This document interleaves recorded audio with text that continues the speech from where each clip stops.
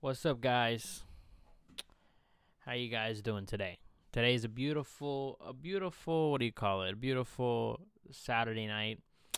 And yeah, UFC just wrapped up, guys. Volkanovski continuing to stack up these W's, but I gotta say, I don't know what was going on with the commentary team, but I mean, I hate to say glazing because I like Volkanovski, but tell me now. I really want to know your opinion because I haven't really looked online yet. I'm giving it to you guys raw. Pause. Actually, that's really pause, but I'm giving it to you guys raw. Pause. Like I said, this is a pause, but I'm going to be honest. I'm going to give you guys the truth. I'm not saying Volkanovski lost the fight, but to say that Volkanovski clear as day 5-0 won the fight, I think is a bit delusional. You know what I'm saying? I actually have the score 3-2, and I'm going to break down to you guys how I actually got that scorecard. But it was a close fight nonetheless. Like, I'm not going to lie to you guys and sit here and say, oh, fucking Volkanovski was losing. Like, he wasn't losing. But I see, like, I've seen some, like I said, the commentators. I saw some tweets on it because, like I said, I haven't really gone online and seen about it. Anybody's real opinion. So that's what I'm saying. Maybe this is a popular opinion and maybe other people are saying the same thing. I can see that being a possibility, to be honest with you guys. But I thought Volkanovski, look, he won the fight. I did score for him, but I thought that there was some worrying things that when I think about the future, him fighting in the future, and, obviously I assume he just said he wasn't going to retire, so I assume that there is going to be another fight. I wonder, is this, to me, it made me think that this isn't the best Volkanovski. Volkanovski definitely is falling off, but it depends how fallen off he is. You know what I'm trying to say? And I know people might be like, wait, what are you talking about? He won. Like I said, I definitely did score for him, but I just thought the beginning was really close. I thought even parts of the end were really close.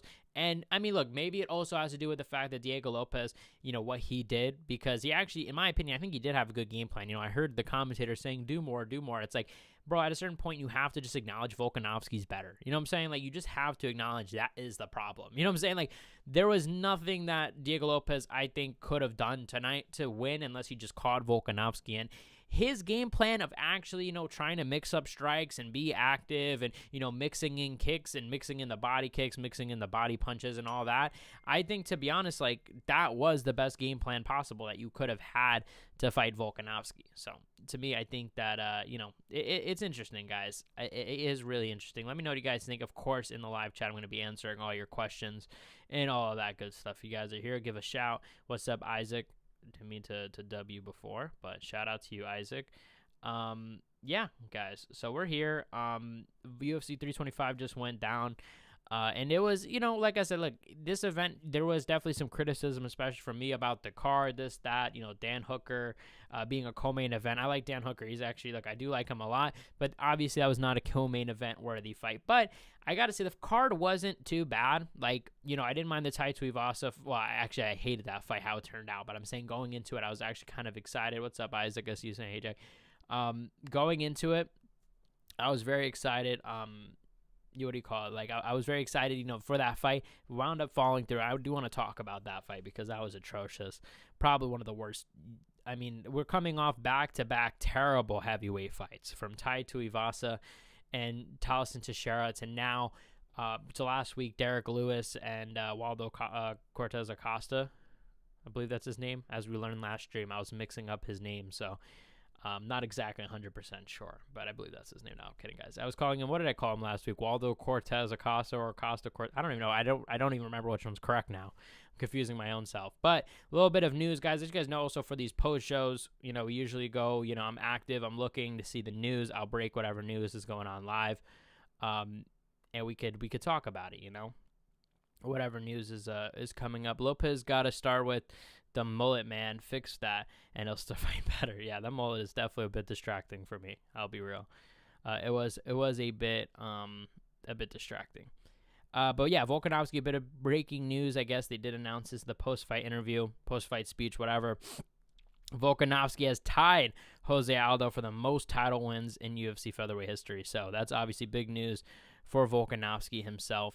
Like I said, I think that it's been solidified at this point that he's the greatest featherweight of all time. But, he's literally having a second run at featherweight. He's going to fight. It seems like he kind of, I don't know if this was a leak. I don't know if this was just him believing rumors on Twitter. I don't know what the case was, but he said that it seemed like it was in the works. Lerone Murphy versus Movsar Evloev. We've heard rumors that maybe that's going to headline UFC London in March or something like that. I don't know when UFC, I think it's like March or something that they're going. So if that's the case, That fight would definitely make sense as the main event and is what should have happened. I'm surprised the fight wasn't made for this co-main event or something like that. Obviously, Lerone or Movsar should have been fighting tonight. But look, in my opinion, Diego actually did do pretty well. But I just think he should have done more to get that title shot. It's kind of hard now to criticize him given that I thought he actually did pretty good. I actually felt like Diego Lopes had a good game plan, mixing up different strikes, kicks, punches to the body, like literally straight right hands to the body. And I felt like he was trying to set up that high kick to the left high kick the whole fight. That's why I kept going southpaw, kicking to the body. But I felt like he kicked to the head at the end of round 1, which to me, I feel like kind of fumbled the game plan because I felt like, maybe Volkanovski was a little more alert, to that head kick. And especially with the Islam fight, I'm sure he has enough PTSD from the head kick to pay attention to that. So, yeah, Diego Lopes, I thought did really good. And I'm curious to see what they're going to do next. Like I said, Volkanovski did call out Lerone and Movsar Evloev. So we'll see what happens with that. I mean, I think that either way, those fights, I've said this for a long time, even though I criticize the fact that Diego Lopes got the title shot, I actually feel like Diego Lopes is the hardest out of all those fights, and I'm going to break down why. That shit was kind of boring. You mean the main event or which one, or the whole card? The main event was like, all right, like it wasn't a bad fight. Like it definitely was a very technical fight. I can understand if like maybe you're someone that wouldn't want to like watch the technical stuff of it, being like, yeah, that was a bit boring, to be honest with you.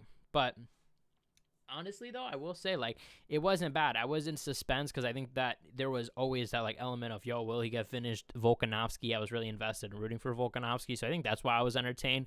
But I wouldn't say that it was boring. There definitely was some, boring moments on the fight card we could talk about. We could talk about Tai Tuivasa versus Talison Teixeira, probably the best example. I mean, that is a terrible fight. Like, what are they going to do with this heavyweight division? The fact that we are now having guys like I said, last week we had a bad fight. This week we had a bad fight. Talison Teixeira, first of all, let me just get into this. This is probably like the worst fight IQ I think I've ever seen in a single fight. It was really bad. First of all, both guys know, like, the cardio was really bad. Obviously, like, midway through the fight, they're gassing, probably because maybe both of them didn't expect to grapple that much. Probably Talison, even though he engaged the grappling, I feel like he was like, nope, I can't take the striking. And it's not a good look because he lost against Derek Lewis in a similar fashion, and he won this fight, but he lost with Derek Lewis kind of just charging at him and him panicking, not really knowing what to do, or, not circling away, not throwing. Like, he kind of got overwhelmed easily, and in the heavyweight division, that's a terrible trait to have, especially the heavyweight division where these guys are punches. You don't want to hesitate. You don't want to be doing this in the corner, you know what I'm saying? And, he's lucky. Like I said, Tai Tuivasa is a guy who hasn't fought in how long? Like, yeah, I mean, he has an advantage there. This show was kind of boring. Main event, I guess, the whole card. I don't know. The whole card wasn't, like, I didn't think the co-main, I actually thought the card was all right. Dan Hooker versus BSD was a good fight. I didn't think that was a bad fight. It wasn't like an amazing fight, but it was pretty decent. Fiziev versus Ruffy was also a pretty good fight. Obviously, a really good knockout from Ruffy that I definitely want to talk about because, interesting call out at the end. And as well as that, like, I just love him. I love his fighting style. Islam would beat Patty. Yeah, I believe so. Yeah, I think so. Is that even controversial at this point? Obviously, Islam would beat Patty. I don't think that's even controversial anymore at this point. Yeah, Islam would easily. I mean, after seeing Patty against Justin, we talked about that all stream last time. Just, if you want to hear me rant, we can get into that. But speaking of rant, Talison Teixeira, like I said, like, I think he should throw more teeps. Like, he's a tall-ass dude. He's 6'7", something like that. I wasn't trying to do 6'7", guys. I actually meant he's 6'7". I'm pretty sure that's his exact height. Which is funny. I just realized that the meme. But no, I think he is 6'7", weirdly enough. But and I'm like, yo, why aren't you throwing teeps to the body of Tuivasa? And my thing is even this, right? You would think, okay, maybe that's just not in his repertoire. Maybe he's not, I don't know why I said repertoire, but maybe it's not in his, I don't know. I'll say repertoire, whatever. Maybe that's just not in his skill set, I would say, but that's until, like, yo, he's throwing front kicks to the head. So he's literally just throw them to the body. You know what I'm saying? Like, just aim him a little lower, and you probably would have had Tuivasa at bay where you could have picked him apart. If you wanted to mix in the grappling, especially early, go ahead. But it just seemed like Tuivasa easily overwhelmed him on the feet early. And then in round 3, he was totally gassed because he was grappling the whole time, because clearly he was panicked. it really was bad. And why it's so bad is, look, I understand it happened once with Derek Lewis, but you're not improving from the fact that it happened the next fight now to Tai Tuivasa. These are the cans of the heavyweight division. I'm not trying to be a dick. This is just the truth. They're just the cans of the heavyweight division. It's like, that is who you're struggling with. These are the guys you're supposed to get the highlights against. Then you can reach the top. These are the guys. Who else are we going to give him? You know what I'm saying? Like, you're charging back against these guys. Like, think of a guy like Sergey Pavlovich, who, you know, he's not even in the greatest state of his career. You know what I'm saying? He definitely has fallen off himself in terms of hype and all this. But I think he would beat Talison Teixeira. You know what I'm saying? And that's not even the top of the heavyweight division. This isn't an Aspinall. This isn't a Cyril Gane. You know, Cyril Gane versus Talison Teixeira, this is tough. This is tough. I really think I was a believer in Talison Teixeira, but after watching, you know, this fight especially, you know, I passed up the Derek Lewis fight. Look, it's Derek Lewis. The guy's got power. You know, people we talked about it last week with Waldo Costa Cortez. Like, it's the same thing. Like, people panic. It's the power. I get that. But at the same time, it's like, dude, you know what I'm saying? Like, now it's back-to-back, especially Tuivasa. Like, the guy hasn't fought in so long. He should have knocked him out. You know, and he had some good moments, but he should have knocked him out. Let's see what you guys are saying. Lopez versus Volk was boring AF. I don't know, guys. Like, y'all are saying it's boring. Like, I didn't think it was that boring. What's distracting Dana? Is Dana even going to... is Dana at the event? I didn't think he was at the event. Is he? I will keep track, like I said, guys. Of course, as always, I'm going to keep track of the news. I got notifications here, so any breaking news happens, I'm going to let you guys know, of course, and we could break it down live. Hopefully, get some big drops, maybe a news. I mean, here's a big piece of news. What's going on with this UFC 326 co-main event going on, right? Apparently, TBD. Brian Ortega pulls out of his fight with... who is he fighting? Renato Moicano. That was supposed to be the co-main event. So we'll have to see what's going to be the co-main event. It said TBD versus TBD. It didn't say Renato Moicano versus TBD. There was some rumors that I forgot who. There was a rumor before that somebody was going to replace him. I forgot who exactly they said. It was someone interesting, I remember. And I was like, damn, that's tough for Renato Moicano because that's a big downgrade. But whoever the fighter was definitely not a co-main event spot. Like, that is like, yo, you put that, you know, lower in the card and hopefully you fill up with something else. I think personally they're probably going to go with a different fight. You know, Brian Ortega is actually saying that he doesn't need surgery. He can be back and still fight twice this year. So maybe they're saying, hey, let's put this on the White House card. I don't know. I'm just saying White House card because I think Renato Moicano is a big Trump guy, as we've talked about before. Though the White House card, I think, will probably have a lot of the typical Trump glazers. We're talking Bo Nickel. I don't even know if Colby Covington still fights, but maybe John Jones. Obviously, Renato Moicano would be in that list as well. But I don't know what's distracting Dana. I don't know if you're waiting for him to come out. I don't think he's going to come out because he doesn't really go to these events that are outside the U.S. The main was definitely boring, but between Lerone, Diego, and Evloev, that was probably the best we're going to get. I don't know, guys. Like, I would have rather have seen Mavzar versus Lerone, for sure, 1,000%. Even after seeing this fight, I still would have rather that. It's new guys. Like, it's interesting. Like, don't write... You know, I think Volkanovski will beat both those dudes. That's the funny part, too. Like, I think Volkanovski... Diego is the toughest out of those because he has the finishing ability, but... You know, as I was saying in the beginning of the stream, like, Diego Lopez, not Diego Lopez, Volkanovski, like, he's just better than Diego Lopez. Like, I don't think there was really, right now, he's better, you know what I'm saying? Like, I don't think there was much that Diego could have done. I think Diego probably should have gotten a couple more fights in, but that's the UFC's fault for wanting to book this so quickly, for having an immediate rematch. It's pretty dumb. Volkanovski even revealed that he didn't have the best camp, which honestly, I was thinking that before the fight. I was thinking like it wasn't as in shape as he was the first time. You know, the first time was such a big deal. Oh, he's so in shape, this, that. He didn't really seem as in shape. So I was thinking like, is there some worries in the camp? Plus he's fighting in Australia. I highly doubt he's going to pull out of an Australia card like that. Hanato is early prelims worthy. I agree with that. I definitely agree with that. And that's what I'm saying. Like, that's the card you push down. And then you get a co-main event. I don't even know who could they even do. You know, do you guys have an idea of who they could do? Because, like, honestly, I would assume it probably is going to have to be like get a badass fight on there. You know what I'm saying? Like a good fight.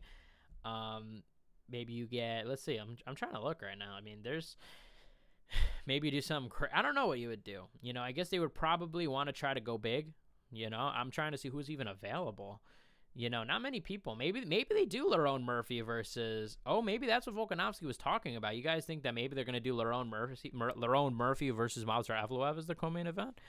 That would be interesting because, you know, that would be the UFC saying, hey, look, you guys want title shots? Hey, come basically like if any of these guys don't accept the fight, they're not getting a title shot. And then Movsar, not to mention, I think I think when does Ramadan start? And does he even practice Ramadan, to be honest with you guys? Ramadan starts February 17th to March 19th. Keep in mind that is full-time UFC. UFC 326 is like the week before it ends. So he's basically going to be in camp for most of Ramadan if he actually were to take this fight on short notice.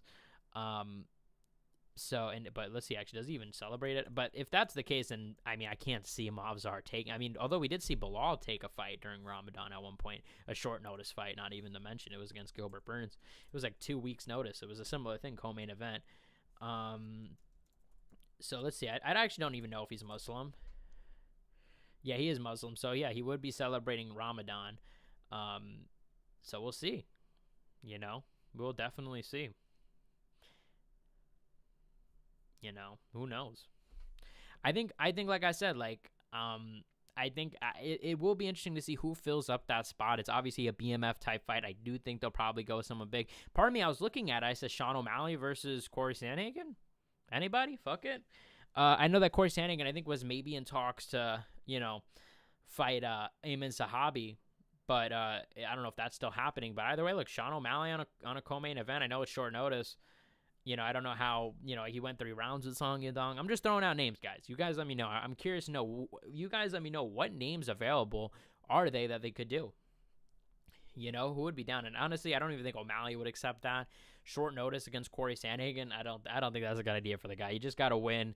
Sit back, probably. I would be shocked if he took that fight. Maybe they'll do something like, Yuri. I don't know. I don't know who they could do. At the same time, it probably won't be good. I'm going to be real with you guys. It probably won't be something so crazy. I'm saying it's got to be. I think it will be. My prediction is Movsar versus Lerone. That's what I think they're going to try to do. Will Movsar not accept the fight? Perhaps not. And if that's the case, do they do something like maybe at Lerone Murphy versus Aljamain? Winner of that gets a title shot. You know what I mean? Like, that wouldn't be bad. I actually would like that, to be honest. I mean, there were talks of Aljamain versus Lerone Murphy. I think that's a good matchup for Aljamain, to be honest with you guys, because, he's obviously a grappler. I don't know if he's injured or anything like that, but that would be really interesting. I would like that fight. Could be even a, welterweight thing, whatever, guys. We'll see. I think we'll probably get an announcement this week, right? I mean, bro, we're like mad close to it at this point. It's now February 1st. Happy February, you guys. It is now February 1st, so... yeah, so we'll see, we'll see how it be. We'll see how it be doing. As for UFC 325 though, I mean, I do think that the main event was close. Let me actually break down you guys like how I scored it. And like I said, ask any questions you guys got and I'll answer about the card. I want to kind of quickly recap. Volkanovski versus Diego Lopes. I thought round 1 went to Diego, believe it or not. I thought that he outvolumed it, but I was very 50-50. I was going back and forth, so very much could have went to Volk if you guys had it for Volk. I'm not going to argue that much. Round 2, however, I saw some people score round 2 for Volkanovski. I thought this round was, for Lopes, undebatably, I would say arguably, undebatably for Volkanovski, because I just thought that he won, dude. I thought that the output from Lopes was really good, especially early on. And it was definitely throwing off Volk. He was being weird, being awkward, throwing shots to the body, mixing, he was setting up shots. I felt like he was, honestly, I'm going to say this, and I feel like the commentators were kind of, making comments as if Lopes wasn't being active enough, or, that in the first fight he was inactive. In this fight, like, I actually felt like he had a pretty good game plan in this fight, like the best possible game plan he could have had going into this fight against Volkanovski. So I thought that he won the first 2 rounds, and I thought Volkanovski took over the later half. I actually had it, like I said, 3-2 for Volkanovski. So it was close in my opinion. And then the Dan Hooker fight was really good. Obviously elbows to Benoit Saint-Denis, elbows from Benoit Saint-Denis to Dan Hooker. Dan Hooker looked good early on. I was actually wondering, we're going to get a little Dustin Poirier versus BSD moment here. I was rooting for Dan Hooker, big fan of Dan Hooker. But Dan Hooker lost. Dan Prostitute. Shout out to Google Translate and some of these other countries, man, glitching out, switching it from Dan Hooker to Dan Prostitute, I gotta say. But yeah, no, that fight was definitely tough to watch for Dan Hooker, because back-to-back losses. He was almost submitted again with an arm triangle, but back-to-back losses, lost to Armin. I mean, look, at this point, I don't think he's going to get cut. Like, I feel like expectations for him are pretty low, because it's like, he's just a fun guy. He's the fun fighter. I think that maybe you could do Patty versus him. That would really kill. That would really, I guess, end the career of Dan Hooker in terms of the top of the division, right? I mean, I think that would probably kill it. But I would still like to see that. Dan Hooker is 6, yeah, and Patty Pimblett is number 5. I guess he'll probably be 7, Dan Hooker now. And Patty Pimblett will probably be 5. Or maybe they'll move BSD to 5 or something like that. Maybe it's 6, 7. I don't mean to make this a meme, guys. It's just all working out. Number 6, number 7. I'm really not trying here. Let's see what you guys are saying. Lopez was pressuring while not actually pressuring. I felt like he was pressuring. Like, he was pressuring early on. I thought actually, you're right about that. He was pressuring without pressuring for most of the fight, but there were moments and pockets of the fight where he was pressuring really good, especially later on in the fight, ironically. But, I agree with you. He didn't cut off the cage enough. And I was surprised by that. I don't know. I think maybe he should have. I don't know what he did for this camp. I think maybe he should have brought in somebody different. You know what I'm saying, to really track down. With the footwork. I think that would have helped if he would have. I think that was the only thing that could have helped him if he would have actually gained some knowledge on footwork. That's how good Volkanovski is. Like I said, Volkanovski is way better than him. There was really nothing I don't think he could have done. Like we talk about, oh, this fighter made this mistake. I actually don't think Diego Lopes made too many mistakes. He did pretty good. Like, if you're looking at some of the other guys that fought Volkanovski, this is one of the best, performances out there. Obviously, before excluding Max Holloway and the early fights with Max Holloway and Volk. But if you look at some of the other fights that Volkanovski won, of course, as well, Islam Makhachev in the first fight definitely did worse than I think Diego Lopes did in this fight. And other examples like that. I mean, Yair Rodriguez also did worse. We can keep going. Let's see, laughing. I see Dan took a lot of damage. Herb should have called it sooner. Yeah, I've seen some people say that. I mean, yeah, I agree with you. I think that Dan is obviously tough, so they wanted, I guess, for him to thug it out a little bit. Or at least we're giving him the opportunity to thug it out a little bit. But, I do agree. I do see where you're coming from. But I wasn't so upset. I did see some people complain. I'd have to, it probably did go for too long, yeah, but I'm not so upset about it. You know what I thought went too long, though? I will say this: Fiziev versus Ruffy. And here's my opinion on this, guys. And it's not necessarily that Fiziev, took too much damage. I'm not trying to say that even. But my opinion is this. So Fiziev, this is a perfect opportunity to kind of segue into that fight, because this is a fight I really wanted to talk about as well. I was super excited going into it. Fiziev, really good, really great striking. Ruffy, obviously, there was a lot of question marks about him going into the fight. He's new. He's coming up. So what was that going to look like? How is he going to face Fiziev, who I think is still at the top, even though he lost this fight, guys? Like, dude, the guy, look at his career.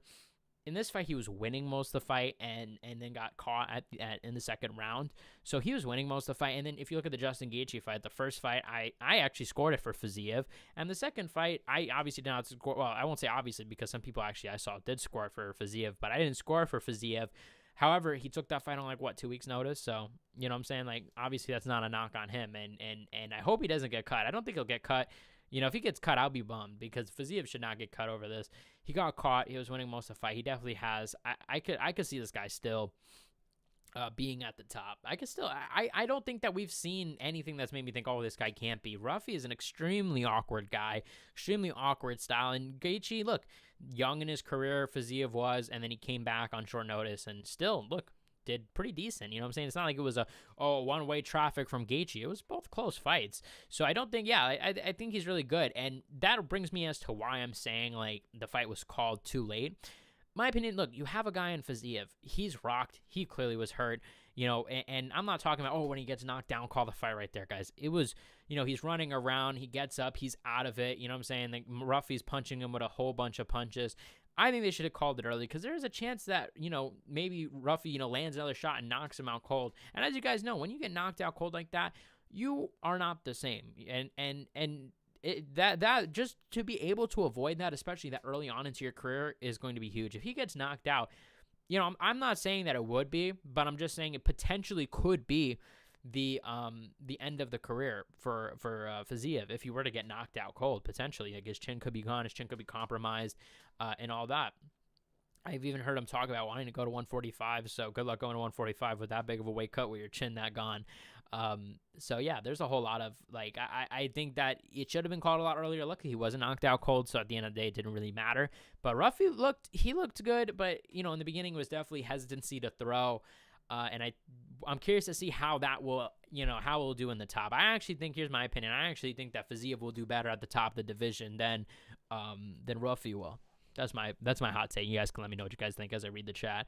Lopes got his rematch way too early, 1,000%. That's my thing. I think if he actually would have had some more fights in between, maybe give him another fight, maybe give him Yair Rodriguez, after Gene Silva. Gene Silva is Gene Silva just won 3 rounds with Arnold Allen, you know what I'm saying? And yeah, he beat Arnold Allen, but it was like a competitive fight. He isn't a world beater where he's knocking out these guys or he's, technically picking apart these dudes. Like, we don't even know how good Gene Silva will be. Will he even ever be in the top 5? We have no idea, you know what I'm saying? Or I guess now he's in the top 5, right? But Arnold Allen's been inactive and stuff like that, so it's not like a guy who's, I'm winning and I'm on a win streak and he beat him, so will he be official? Will he be at the top? We don't even know that yet. That's my opinion. So, to give him a rematch after that, a big mistake. And this is what happens. Like, look, I think you should give him another fight.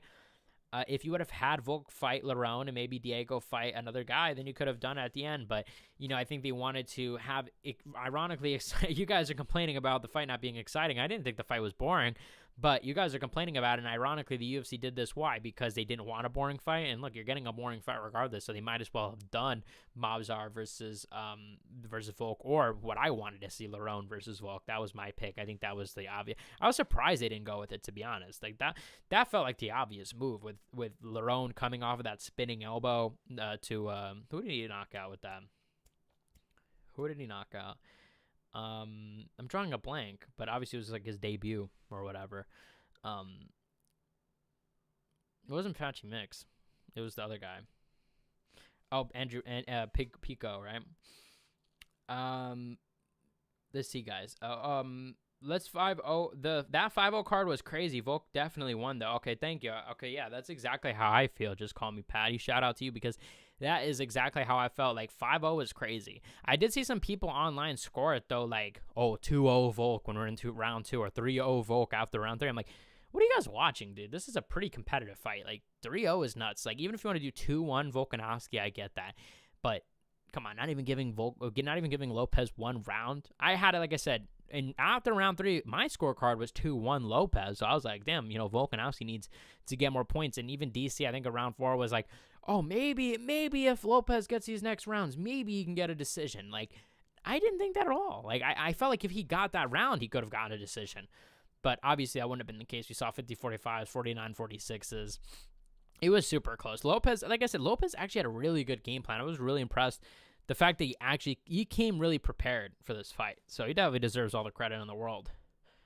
Homegrown advantage plays a big role, but Lopes was never going to beat Volk. Yeah, that's true as well.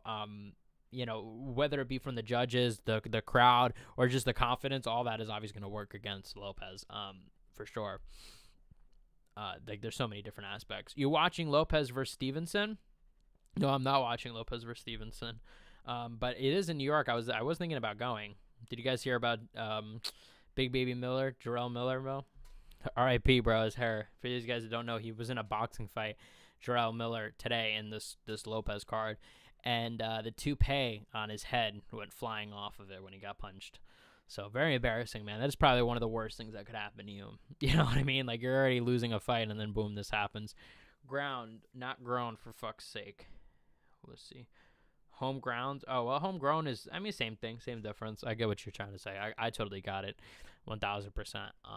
What you were saying. Homegrown could be applied there too. But no, I'm not going to be watching that fight. I was watching UFC, now I'm live. I don't know. Is it going on right now? It is a good fight, I won't lie. So if I get off of live, they're fighting right now, I think, right? Because I saw that Stevenson entered the ring and was talking to Canelo before the fight. You guys can let me know who's winning. I'm curious. That is a good fight. I won't lie to you.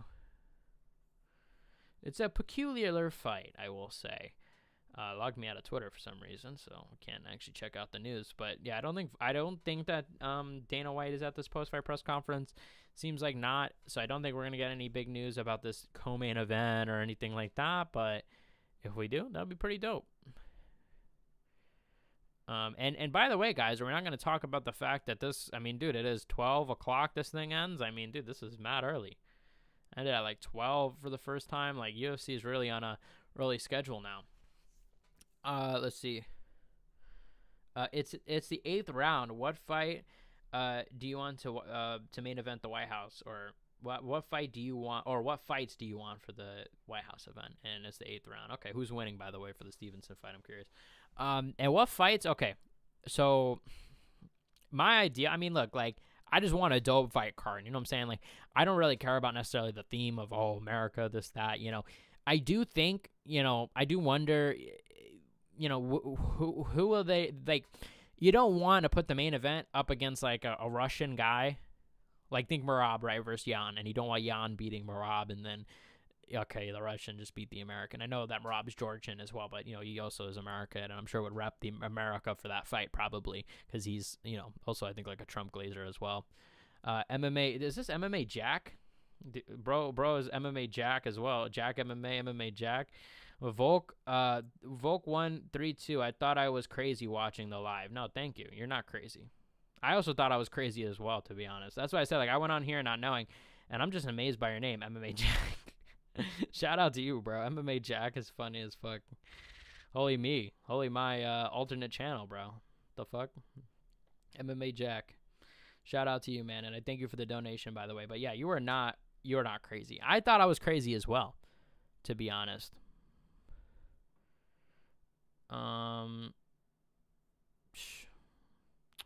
I'm looking at some of the comments on this Patty. People still comment on this Patty video, the one I did last week about Patty Pimblett and him smoking behind the stage. You guys heard about this? That I did a video on this about Patty Pimblett. He was going through a brutal fucking weight cut. The guy has no water. The guy isn't putting any water, any food, any nothing into his body. The guy's only blowing some fucking smoke from his vape. It's crazy, man. Like, that's the only thing going into your body. Like I said, I have no problem. People are trying to say, oh, this guy smoked. This guy smoked. I'm not fucking saying anything about smoking, guys. I don't give a fuck about it. Look, I think they can smoke. You know what I'm saying? Like, go ahead. Smoke weed, smoke this, smoke crack. I don't know. Whatever floats the boat of these guys. But, you know, I think smoking when you're cutting weight, that's the only thing going into your body. That's a huge difference. That's a fucking huge difference. Obviously, people are like, Conor McGregor smokes cigarettes. Sean O'Malley smokes weed. Yes, all those things are true, but it's like, have some critical thinking skills, please. I 100% believe John Jones versus Pereira is the main event. Oh, yeah, I didn't even answer your question. I got distracted talking about it, so I didn't even answer who I think should be in it. And MMA Jack said we're a jack of all trades. Exactly. Shout out to you, MMA Jack. I love this guy already. What do you call it?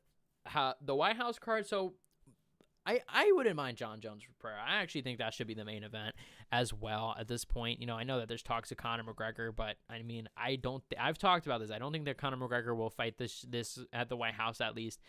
I think that if he does fight, it'll be at the end of the year, or something like that, but I don't think so. First of all, logistically, it doesn't make sense. They can make a lot of money with a gate with Conor McGregor.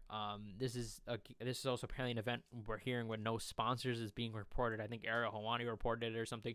So that apparently that it might not have sponsors even. So that's tough. Like I said, if it doesn't even have sponsors, you know, how are you're going to be paying Conor McGregor a massive purse, because this is the biggest hurdle in the way is that Conor now, he's saying, that he's not going to fight unless they renegotiate the contract. Dana White at the post-fight press conference, we talked about it when we were live last week, didn't seem into that. Didn't seem like, oh yeah, it should be, totally renegotiated, but that it should be, I guess the same with some adjustments, which Conor's claiming his whole contract has to do with pay-per-view, so that wouldn't exactly work from Conor's end. So I don't think they're going to resolve this. Apparently they're going to negotiate in February. I don't think that's going to go over well. I think that we're going to probably see, I think this is why we're seeing Dana White slowly move away from Conor McGregor, saying, hey, Chandler McGregor isn't happening, Masvidal McGregor isn't happening. I don't think that there's a secret fight, unless maybe they want to do something like Patty and McGregor, which I think would also make sense for the UFC. And it would potentially be a way for them to make their money back. Patty is like it or not, Patty is a star. People, even when he lost, I saw people post about it.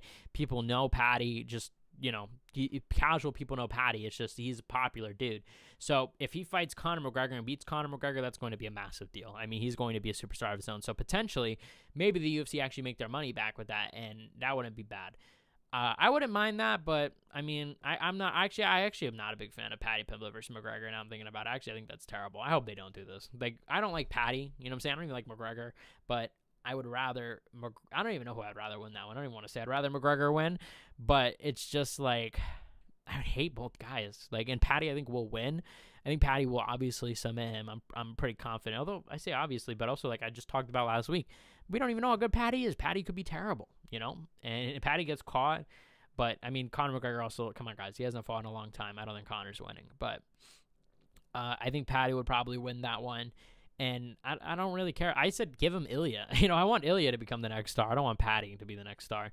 And you fumbled Patty versus Ilya anyway. We're not going to talk about, like, that was the biggest thing last week. We didn't even really talk about that on the stream. They really did fumble Ilya versus Patty. This fight that was building for years. It was fumbled, because of lazy matchmaking. You know what I'm saying? Because they were, we got to fill this spot. We got to fill this spot. This is a big spot. We need this. That is how the UFC runs nowadays. It isn't, okay, let's craft these matchups. This matchup will lead to this, and we have some logic behind it. I think the UFC has fallen off because it is, okay, we have this date. We need this. We need a main event. Okay, we're stressing. This is Paramount's big thing. Okay, let's just put whatever we can put on there. Who cares? And then you put on Paddy Pimblett versus Gaethje, a fight that doesn't even make sense. Arman Tsarukyan should have been fighting for the main event, or fighting for the interim title. Like, whatever combo was, whatever was Arman versus Patty, even then, I don't even know, because Patty and Justin both didn't even deserve it. So if it was Arman versus Patty, fine. Arman versus Gaethje, fine. But to have Arman not even in there, it's a joke. Does anyone respect Gaethje as an interim champ? Let's be real, guys. Like, it's not impressive. I think most people say, wow, Patty was shit. That was people's takeaway, I think, from that fight. It isn't like we're like, wow, Justin's got it, man. Ooh, that's going to be a tough one against Topuria. Nobody respects him. Nobody respects him as a true number one contender. Arman, however, he actually has respect. Arman is, I don't want to say he's the uncrowned champ because Ilya definitely deserves that champ status. But he's the uncrowned interim champ. He's the uncrowned number one contender. The guy that the UFC is ducking. It is clear as day. You know what I'm saying? So I think, like, the fact that he wasn't involved in that matchup just, to me, delegitimized the whole thing. And you're not going to have people respect Gaethje. I don't respect Gaethje as the interim champ. I'll say that right now. He's a joke of an interim champ. He's probably one of the, I'm trying to think, like, probably one of the least deserving interim champs. But the last one was probably Cyril Gane when he fought Derek Lewis. But even Cyril Gane, at least, he did win fights and he was looking good and he was, a high-level prospect, like, at the time he was. And a guy that was coming up that, this guy could be really something. And he honestly didn't really live up to that as much as the hype was. But that was what the feeling was at the time. So even then, there was something to it. Gaethje, it's just like, dude, he's washed. He got lucky against Patty. It was terrible matchmaking. Patty didn't deserve a title shot. Gaethje doesn't deserve a title shot. It's just two guys that needed a fight because they needed a main event. And the funny thing is, you didn't even need to put a belt on it because Nunes and Harrison got canceled. So you didn't even need to put a belt on it. That fight would have been amazing, by the way, Patty versus Gaethje. Don't get me wrong. And by the way, I'm fine with Gaethje getting the next title shot. Okay, that's fine. I get it. Now you beat a guy in the top 5. He deserves a title shot. I'm not going to argue about that. I think if it's between Patty and him, obviously give it if it's between Arman and Gaethje, give it to Arman. Of course, I'm going to fucking say give it to Arman because look at the competition. He's beaten, even Dan Hooker is better, I think, than Paddy Pimblett. I think that Paddy Pimblett would beat Dan Hooker, but I'm just saying, given how the fight played out, I think Dan Hooker would present more problems to Gaethje on the feet than Paddy did, So I think even then, like, Arman is taking out better competition, more impressive. Actually, let me say not better competition. He's getting more impressive wins. Let me phrase it like that because I don't know if Hooker is better than Patty. We really don't know because Patty's been fed these easy matchups and we really don't know how good he is at this point. But it's kind of like that. Like, I don't know. We'll definitely see how this whole thing plays out. But I think that, Gaethje is not respected. Even that we have literally a situation in this lightweight division where we have 3 guys who, I'm going to be honest, don't feel like champs. Even Topuria, and I'm it's no shade to Topuria. No shade at all. Because the guy, he beat Oliveira, and I'm not going to sit here and say he doesn't deserve to be a champ or he shouldn't be respected as one because I'm a big Topuria fan myself. But I'll say this, like, he fought Oliveira, and it feels like he fell off the planet of the earth. Like, where is this guy? You know what I'm saying? Like, I understand he's going through a divorce, but as I've said many of times, like, if any other fighter would have given this excuse that wasn't a fan favorite, he would be slaughtered online by Dana White, by everybody. But because this guy is a popular draw and because he has a big name, he's not getting slaughtered online. That is the truth. Come on, guys. Chris Barnett, I believe that's his name. Chris Barnett, the heavyweight, the big ass heavyweight. He I think like something like his wife died, bro, the day before he fought, and this guy fought. You know what I'm saying? Like these guys that are getting paid $20K have horrific stuff happen all the time in their personal lives. You know what I'm saying? And they still fight. So I think to say, oh, well, like, and I'm not even going to sit here and say Ilya should have fought in January. I'm not even sitting here saying that. I don't even know the specifics of a situation. But to say, oh, yeah, automatic pass. No, guys, come on. It's an automatic pass. That's ridiculous. That's fucking ridiculous. We don't even know this situation. We don't even know, first of all, if he's in the wrong. He could be in the wrong, guys. I hate to even say this, you know what I'm saying? But he could be in the wrong here. So we'll see. Like I said, but I am a fan of, look, this is coming from a fan. I got to be unbiased about these things. So I'm going to always be unbiased. I'm always going to tell the truth. But I'm a fan of Topuria. You know, he's my favorite fighter to watch right now. So this is coming from a guy that's, you know, maybe that's why I'm being harsh, because I know, you know, his potential in a way. You know what I mean? I'm excited to see him fight. So I'm trying to be like, yo, come on, let's see this stuff. But yeah, no. So I think that'll be interesting to see with the lightweight division. Like, I think that this whole division is kind of a joke. Let me read what you guys are saying. Conor's got 2 fights on his contract, right? I don't see him doing 2 more fights. Yeah, no, I don't think so. But the question is, you know, I'm more curious because I've said this for a long time. I think we're going to have to come. It's going to come eventually. There's going to be a boiling point with this thing, and it's been heating up for years since the, you know, first Ultimate Fighter, you know, Conor McGregor when he did the Ultimate Fighter against Chandler, right? It's been boiling up since then. You know, Conor has 2 fights left. I guess he was going to do that last fight against Chandler, and that would have been, you know, he would have had 1 more. So I guess they're okay with Conor fighting that second fight without negotiating. But I guarantee you guys, when it gets down to that last fight, if it ever even gets down to that last fight, it's going to be really interesting to see when Conor McGregor wants to renegotiate. Conor's going to want a lot of money, you know, and especially seeing how much, you know, Conor's a smart guy in the way that he even said, he was like, look, I signed my contract and the UFC got $1 billion for 5 years, whatever it was, 5-7 years. Now they're getting $7.7 billion for 7 years. That's $1.1 billion a year now. So what they were getting originally for the whole deal, they're getting in 1 year, essentially 7 times the pay. You would think, logically, these fighters would go up 7 times. Obviously, we know that's not the case. The UFC, I mean, it's actually a joke. Like, how does it not even double? You know what I'm saying? How does a pay not even double? You're going up 7 times, and this thing isn't even doubling. That is a joke, first of all. But my point is in Conor's head, he said, "Why? There's no reason why my pay shouldn't go up seven times. I mean, what the heck? If everyone's getting, you guys are getting 7 times more of the budget. You know what I'm saying? You guys are now 7 times more worth of it. I should be getting more money." He's smart in that regard. So we're going to see. You know what I'm saying? It's going to reach a boiling point eventually with Conor versus the UFC, where I think we're going to see Conor snap. I think we're going to see the UFC snap. I think it's going to be a really bad exit. That has been my prediction for years. I think it's going to be a really nasty, ugly exit. I wouldn't even be surprised if it gets to, you know, lawyers involved, to courts, to, you know, I don't know if the UFC really wants to be barking up this tree. I don't know if they could beat Conor McGregor in this, because Conor is bigger than the UFC. Conor, maybe he makes this a really big story and brings attention to fighter pay, which I'm sure the UFC probably don't want that big of a light on. You know what I'm saying? If the mainstream, and that's what I've talked about even with this White House card, because as we're going to this White House card, you can guarantee, guys, I mean, we know how obviously the political media is and all this and that.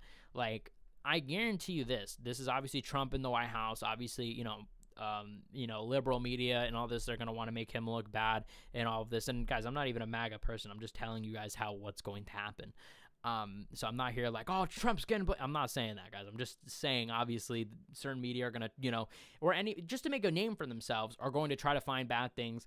And they might investigate the UFC and say, hey, Trump is having this event with UFC fighters that are enslaved and this and that. You know what I'm saying? Like, playing it up. What will be the spin? You know what I'm saying? They're going to spin this event to be bad for the White House, for Donald Trump, for everything. And the UFC, I think, will be casualties in that. And this could really hurt the brand, guys. This could really hurt the brand, especially we're seeing things in the United. We talked about this last stream. Like I said, I'm not getting political, but I'm just saying it's a fact. You look at what's going on in the United States. Obviously, people are not happy.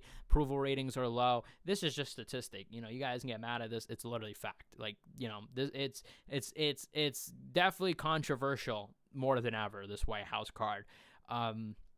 So I think I think for people saying, well, it's just the White House, just the White House. It is just the White House. I get it, but it's like, come on, you can't just ignore.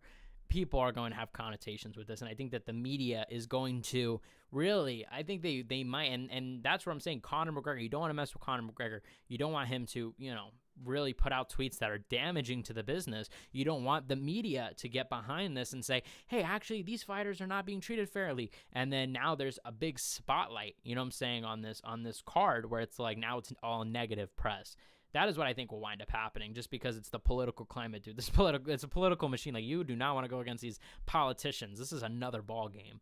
You know, I know that Dana White's like, the media, you're dealing with fucking, like, you know, I don't want to diss any MMA media guys, because shout out to the MMA media team, but come on, the MMA media is not obviously going to be the same level of, you know, George Stephanopoulos or whatever the fuck, you know. I don't even know who he is, to be honest. I just think isn't he like a big political dude? A big political journalist. So, you know, what I'm trying to say here is that, you know, Dana White, it isn't going to be like John Morgan, and credit to John Morgan. Like I said, I don't want to diss any media members, but John Morgan isn't exactly asking like, hey, so, you know, how do you feel about like this fighter pay and this and the, you know, will the fighter pay go up? Like, this event is going to be so big, and then these fighters not getting paid anything. I mean, seriously, like, it's a joke. With boxing, we look at these promoters, and, you know, they get fighters, and the split is usually like 70% of the purse goes to the fighter, 70% of the money goes to the fighter, and like 30% goes to the promoter, and that's a pretty big cut for the promoter. Sometimes it's even less than that.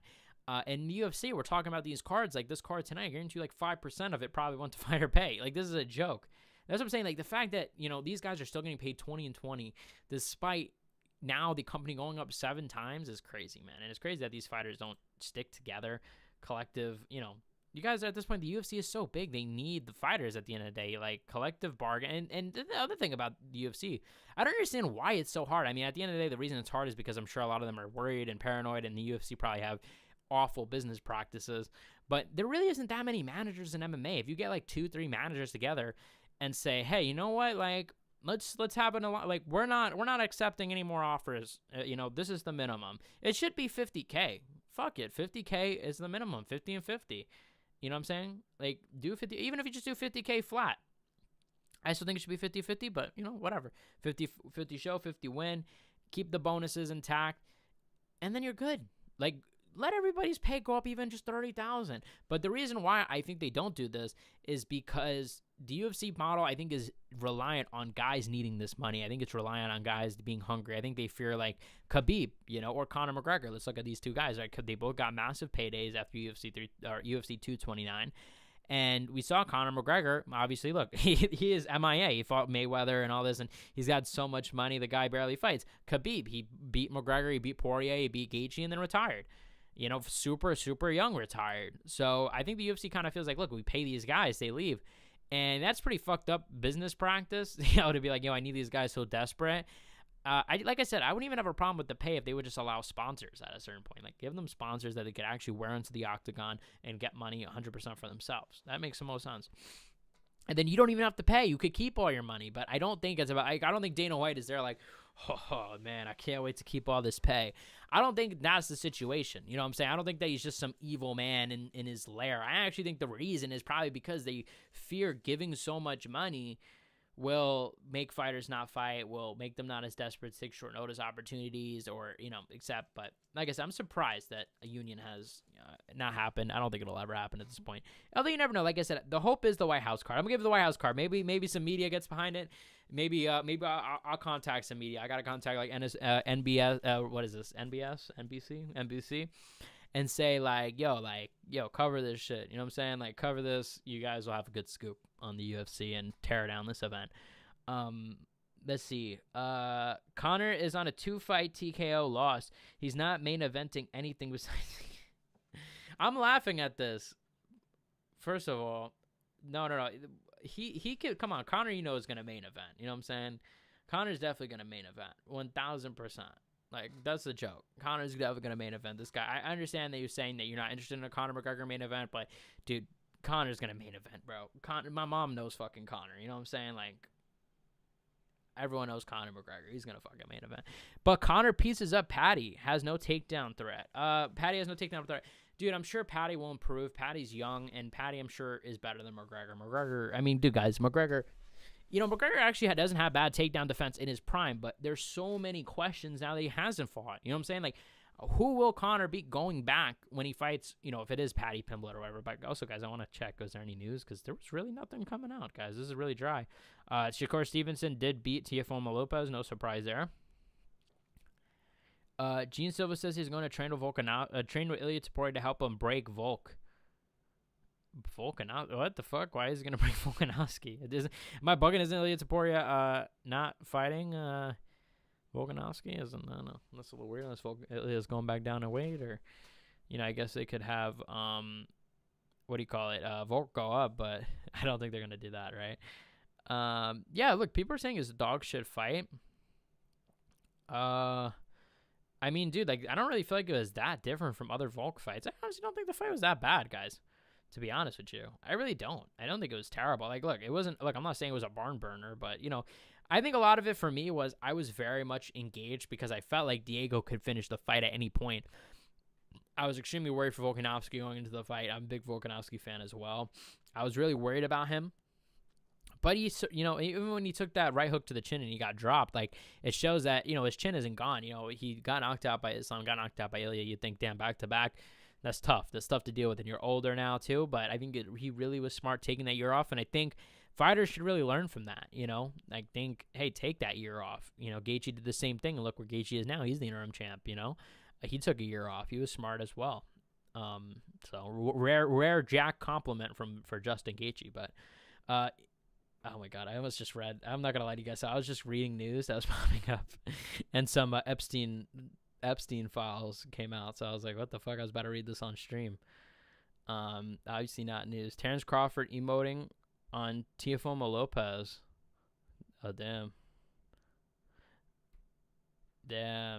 No class from Terrence Crawford, question mark? Or what are we doing here? Yeah, it doesn't seem like much UFC news, I guess. Not a much. Let's see. That's what you guys have said. It was close but clear, Volk. Lopez said before the fight that he'd move up if he lost. Oh, he said that? Wow, so he's going to go to lightweight? That's interesting. Wow. I like that. That would be interesting to see. I don't think he should, though, because I don't think Volkanovski will be there that long. I think that Volkanovski will probably fight. I would think one more fight. Like, come on, are you really going to keep fighting? I think he should have retired in the last fight, to be honest, when he fought Lopez the first time. What else is there to prove? I mean, clearly, in hindsight, that statement wound up being so true because what else is there to prove? Okay, you're just going to beat this guy again? Yeah, that's literally what happened. You just beat him again. So, nothing really impressive there. I will wrap up soon, guys. Unless you guys start chatting up a little bit, but I feel like maybe the card was a little dead. Maybe y'all weren't feeling it type shit. Wasn't as popping as last week or the other main events. So maybe there's just no love for Volk, man. What's up? Y'all hate Volk or something like that? Come on. No news, it seems like, I guess, regarding this event, so it's pretty dead, even in the post-fight presser. Yeah.